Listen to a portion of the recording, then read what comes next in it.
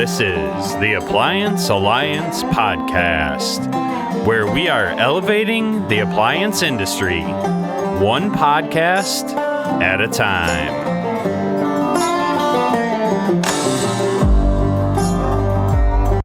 Hello, and welcome to the Appliance Alliance Podcast. I am your host with the most equipment, Zach Ryder.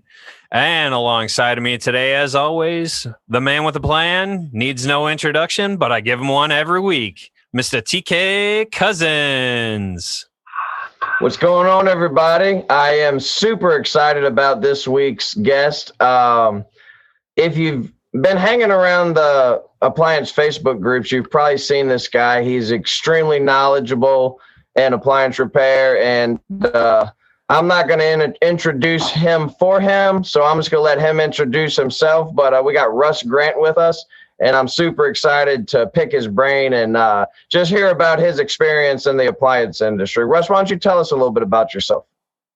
Hey, guys. I've been doing this a long time. I started right out of high school back in 1983. It was a new school that was opening up, a refrigeration appliance school.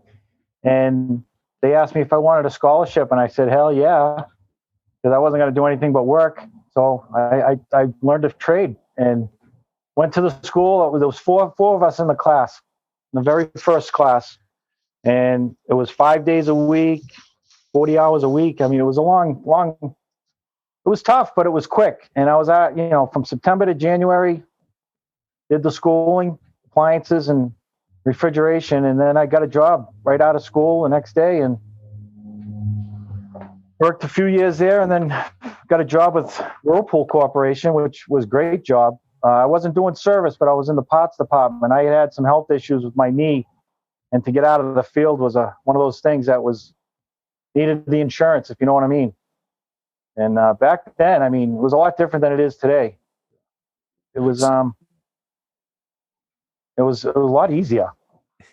It was all mechanical, right? I mean, it was just like mechanical and a little bit of electric. Right. I mean, well, everything's based on mechanical, it's an electrical or a mechanical issue. But, back then it was direct drives that just came out. I was the first tech in the company I worked for to ever see one. So I was the master at the direct drives, and the senior guys I was working with were great on the belt drives. So, but, it was good. So what year was this, Russ? I graduated from appliance school in January of '84, and I started the job the day after graduation, and I worked there for four and a half years, and then I went to work for Whirlpool in their parts department, and did that for a couple of seasons until we got, they informed us we were it was 3 years, I think I worked there. And then they informed us that they were closing our parts branch. We were the New England parts distributor for Whirlpool. Number one in the country. And then they closed the branch. Imagine that. So direct drive, still like the greatest machine ever created. Absolutely. They are starting to hit kind of end of life though, where they're not wanting to come apart, at least in our area. I don't know about your area. Really? Oh my God. I'm looking for one myself. So if anybody's got one out there that wants to ship it to me, I'm looking for one. I don't want to get a new one. They're just 5 years is just not long enough to have a washer for. And those direct drives, they'll give you 20, 30 years out of them easy. Yeah, I have a direct drive in my basement currently, and just outside of this trailer here, I have my backup Speed Queen waiting to be repaired. Another old school Speed Queen though, not the new TR series. It's a true Speed Queen. So there you go. I like the old mechanical. My oven doesn't even have a clock because I know I can fix it till I can't get the parts for it. So. Yeah, right. I learned from some old school guys. So you've been doing this longer than I've been alive. Wow. Well, I'm 55 years old. I had my birthday in September, but yeah, 55. I started when I was 18, and I bounced around. I went from Whirlpool to All Appliance Parts at the time, which is now Marcone. But All Appliance Parts, I was there for a year. I opened up a branch for them in Worcester. back in 91, maybe 92. And after working there for a year, things didn't work out money-wise. And I ended up getting a job closer to home at George Washington Toma. They're, pretty big around in the Massachusetts South Shore area. Family owned, well over 70 years. Worked there for a couple of years. And in between that time, I had a daughter. My wife was pregnant with twins. We had the babies, and ended up going back to work at Whirlpool because I needed the insurance again. Worked there for about 2 years, and then they laid us off again. Unbelievable. The service branch I worked for then, and went back to Toma, believe it or not, for another 5 years. And then 9/11 hit. I was out of there. First time I was out of work in how many years? 20 years? 18 years? First time out of work because of 9/11. And it was like a vacation, believe it or not. 4 months I was out of work, collected unemployment for the first time, did my kitchen over, did my bathroom, and ended up getting a job for Yale Electric. And out here in Massachusetts, Boston, Yale Electric is a multi-million-dollar company. And great company to work for. I really enjoyed working there. The boss was wonderful. And I worked there for a year, and I moved on. I got a job. I actually left the business and went to work for a liquor store in the neighborhood for 3 years. And then I went to teaching because he sold the liquor store and I got laid off with the other employees. So that's when I got into teaching, and that was in 2006. And I really, really loved it. And it was a great gig. Probably it was the longest job I had consecutively. And then, I had my health issues, and, classes, I got, my time working got dropped for about a year. And then finally, working there for me was over because the school was closing. They knew they were closing. And my time ended in early 2018. And then I started working as a subcontractor for one of the guys I went to school with back in 83. He had his own business, and he's doing really, really well. And he had 3 or 4 of us doing contract work for him, making good money. It was wonderful, but beat the hell out of my body. Just beat my body. So I've seen you around the groups. Now, do I understand correct? You're kind of a sealed system master. Don't go there. No, not by any means. No, don't. I would say honestly, in watching a lot of guys, you probably have the most like honest knowledge in it, right? Not.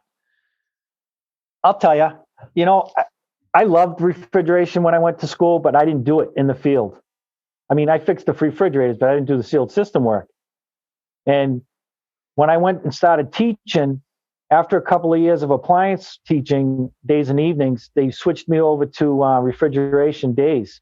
So I was teaching basic refrigeration, and it was great because it was just such a breakup between the night class and the day class, because I was teaching the same thing before, both days and nights, and they overlapped, and they'd really go cuckoo. But no, I didn't do repairs in the field, but I taught it at school, and I, those guys I taught, I hope they learned, because they're out there working now doing the job. So, and some of the guys are in the group. So I know I learn something every time you talk about sealed systems, and you have the same kind of methodology with it that I do. It's not always the sealed system, although now it's more likely that it's the sealed system, it seems. But today it does. Yeah. We had an instructor, Bob Aldos, who was old time. And, when he was helping me in the class, he'd say, most sealed system, most refrigerator repairs that you go on, only about 5%, I think, are about sealed system repairs. You got thermostats, you got, thermistors today, you got fan motors, all that other stuff that's going to go bad before a sealed system usually. But, unfortunately, with the stuff that's produced today, not as good as it was. A lot more leaks and evaporators and crappy copper and everything else. Oh yeah. Broken wires. Yeah. Whirlpool, we're talking to you. Yeah. TK and I are both dealing with broken wires in different appliances, and it's like a consistent thing with Whirlpool that it's freaking broken wires. On the door or on the refrigerators? On those side by side? That's what he's got going on. I've run into a few. I've run into a few of them. I just had an oven, like 18-month-old, fancy dancy, Wi-Fi, everything. Why you need that in a double wall oven, I'll never understand. But it's got an abrasion in a wire harness bundle that's like gigantic. It's the biggest. There's so many wires running everywhere in this thing, and the wire for the bake in the lower is abraded, so it's grounding out, and it fried the appliance manager. Again, Whirlpool, they use a double appliance manager. There's one for the upper, one for the lower, and then there's the interface. So yeah, the one for the lower, it fried the board. The wire harness is abraded. It's a mess of wires. It's all bundled, tight packed. Like, get the wires right. Stop using these crappy wires. Right. Yeah, that's crazy. No, but I really do appreciate when I see you and you'll get guys that are just like, it's got to be a sealed system. And then here comes Russ. Are you sure? Are you really sure? Did you check this stuff first? And I love that. Like, I so appreciate it. You sure it's me? I'm pretty sure it's yeah. There's a joke that goes around the HVAC industry. I follow a lot of their pages and stuff like that, and it's not the TXV until it's the TXV. Right. So yeah, it's not the sealed system until it's the sealed system. Right. Exactly. But so in all these years, you've been doing it a lot of years. Yeah. I mean, between all those jobs I had, I was doing it on the side, weekends, nights, whenever I had somebody call me, family, friends, mostly word of mouth, and that's how it was forever. But, in 2018 is when I really jumped into it and I started really getting burnt out and, breaking my body, getting back on the floors. And, it was tough, but, it was decent money. It was easy money because I do 5-6 calls a day. Make my own hours pretty much, set my own schedule. It was nice. It wasn't too bad. And it was, local mostly, but money was good. So has the industry consumer base changed for the better? Consumer base changed for the better. Or industry for that matter? Has the industry changed for the better? I don't think the industry's changed for the better. I think the machines that they produce today are just low quality. I hate to say it. I really don't want to talk bad about anybody, but when for a manufacturer to say 5 to 7 years life expectancy for a washing machine, are you kidding me? I mean, come on. Back in the day, the Whirlpool Direct Drive was 13 to 15 years life expectancy. You'd get it. Today you get 5 years out of a front load washing machine. That's damn good. It's paid for itself. $100, $200 a year. Whatever. Well, may not have paid for itself, but they're just not made like they used to. And energy efficiency. Don't pay attention to the landfills. Just Yeah. Exactly. Yeah. No, I love talking to guys that have been in the industry a long time. I've had the honor of talking to guys who've been doing this 40, 50 years. I mean, it's the stuff that, and I got trained on it. My mentor started in 77. Wow. Started the company in 77. He had been doing it prior. He was a firefighter. So, they all have side hustles. Sure. And so I've really had the honor of like learning some of the old school stuff and learning that real, like, think through this, look at the wire diagram, process. And so I enjoy these conversations. I enjoy hearing the stories. What, in the houses, what was your all-time favorite appliance to work on? Like your all-time favorite appliance to work on? Oh, my all-time favorite appliance to work on. Well, I already know what he's going to say. I got a good feeling, but I want to hear him say it. So, well, I'll tell you. Yeah, you're probably right. It's direct drive. It's one of those easy machines that work great. The company I worked for, American Appliance, they were a Whirlpool distributor, so that's what we worked on. Whirlpool and Sears. We didn't see the GE, we didn't see the Frigidaire, we didn't see the Humana. But the only time we did was when service was slow in the spring, and we'd pick up whatever we could get. But we always worked. They always had jobs for us. So, but yeah, Whirlpool. I love the Whirlpool. I always have. It's my mentor was a gentleman by the name of Bob Eggleston, and he was my instructor at school. And then he went to work for Whirlpool, and I talked to him all the time on the tech line. And then I went to work at the school, and he was a founding member of the school anyway. So it was a full circle for me, going back to the school where I started and being able to work there for 12 years and produce some techs that are even out there now and in the group, and they still thank me to this day. I get messages every now and then on anniversaries and stuff saying thank you, and that's just a good feeling in itself. I wish the school was still open. You are one of those people that has left a legacy in this industry, and for that we are grateful. I appreciate that high praise. I mean, and for a long time, I'm just a schmo like anybody else who, just worked his ass off all these years. And, and when I was out of work after 9/11, I mean, I had Yale Electric calling me. I didn't know what I wanted to do, but they called me for a job. So it was nice to have that and have my reputation out there and had those guys that remembered me and knew me. And like you said, the legacy, I don't see it that way, but, I'm just a guy.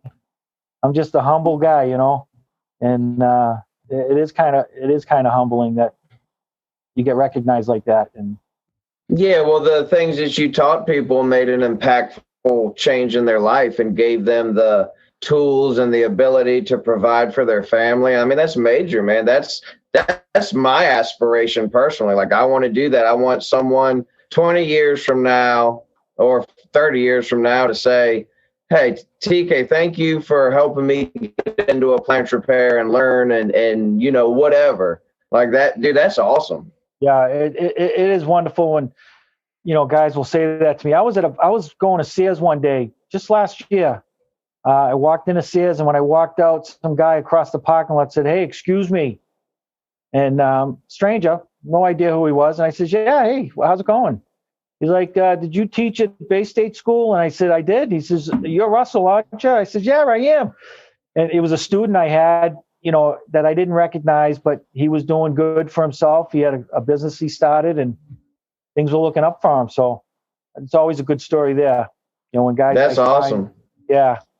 So it's nice. I mean, look at Chris. You see, what the hell's Chris's last name?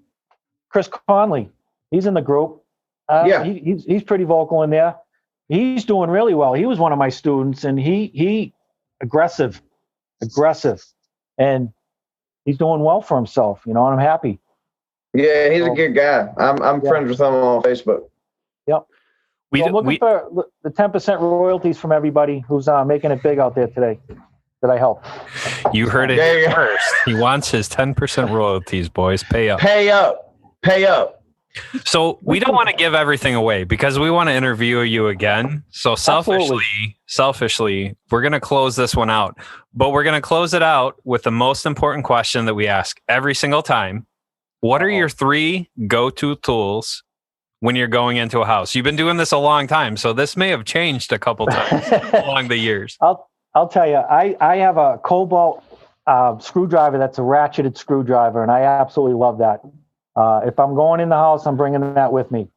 I used to put tools in my pocket to do jobs like the Whirlpool belt drive. I had it all worked out. 5 tools, I think it was. I walk in, I'm in and out of the house 20 minutes. But my ratchet screwdriver from Cobalt, I absolutely love.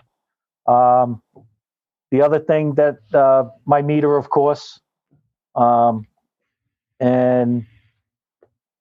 God, I don't know, my pocket flashlight. I mean, anything else? I mean, it's in my bag.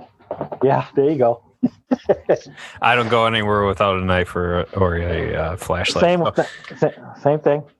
Yeah. We all got them. And don't if you ain't got this in your pocket, I keep that in my pocket. Electric. It's a non-contact voltage and infrared thermometer. Okay. I just love that thing. Yeah. It's so handy. That is the appliance tech life. We have crap in our pockets at all times. Oh, all time. The screws, something. Yeah.